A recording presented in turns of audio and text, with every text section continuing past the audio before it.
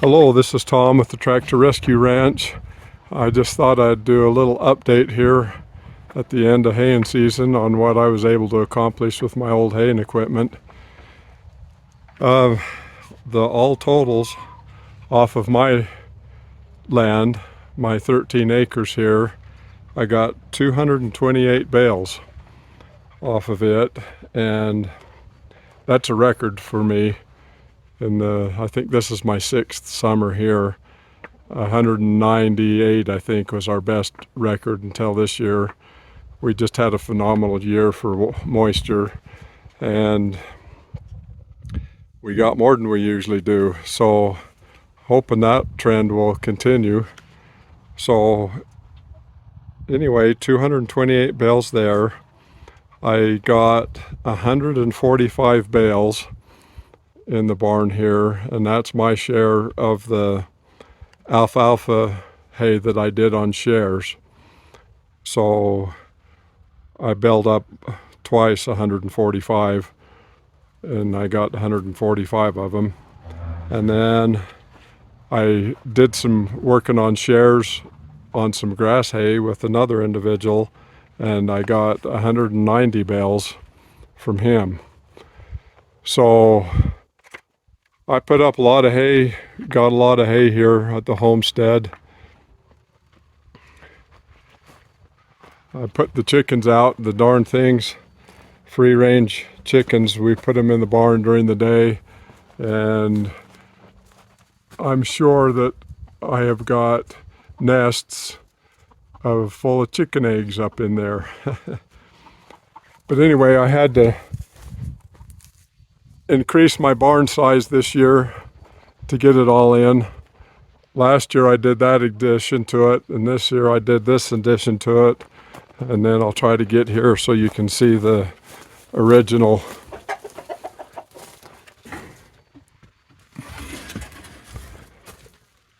back in here is the original barn, and the original barn here will hold, well, it holds almost half of the 500 bales that I've got in here now. I've been using some of this hay, so I'm figuring somewhere around 500 bales that I've got put up for the winter. Plus I've got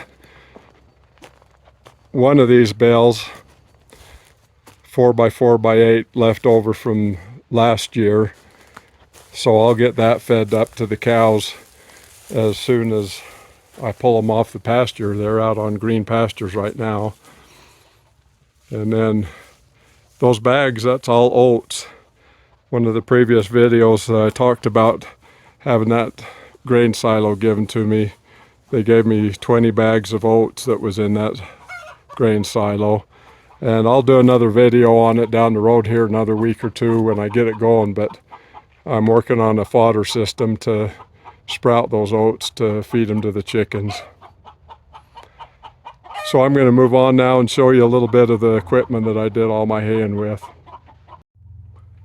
So this is the old swather that I used, a New Holland 905. It's an old bugger. I don't know what year the thing was built. It's got a Ford motor in it. But I had a few problems with it on this year's haying season.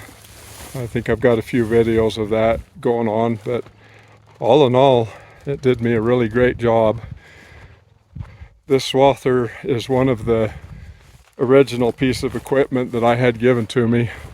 It had sat for 20 years and hadn't been used, and the rancher that lives north of me here just let me haul it home, and I went through it and got it running and been using it for several years now. So I have very little money into that.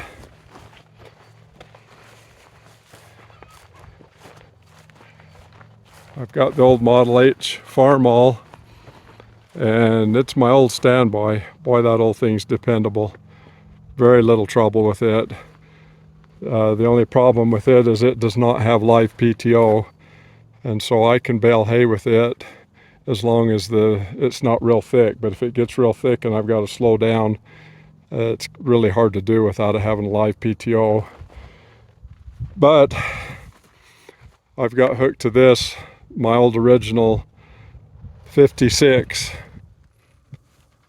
International hay baler, and this old hay baler was also part of the equipment that was originally given to me by that rancher, and it was all froze up and sat for years and years, and I've been using it for several years now.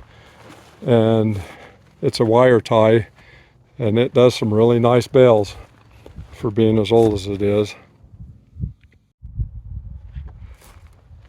This old hay rake I used it just nothing else to just roll those windrows over. I can use it to combine windrows if they're real thin, but mostly it was just used this year, especially with the real thick windrows we had, to roll them over to help dry them. So I bought this hay rake, I can't remember, several years ago. I only paid $300 for it. Bought it from a neighbor that's several miles north of me here. So we used that on the job this year. So the next piece of equipment was this John Deere 60. I've got some other videos about it.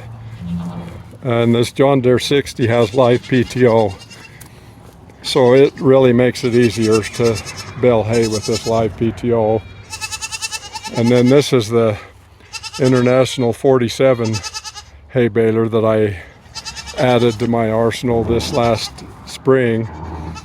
And boy, it builds a really nice bale as well. It's a wire tie, puts together a really nice bale. I did have some troubles with it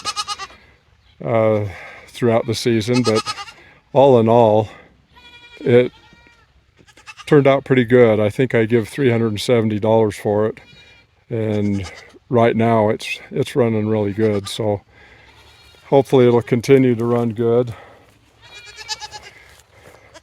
Got some baby goats bombing our videos here.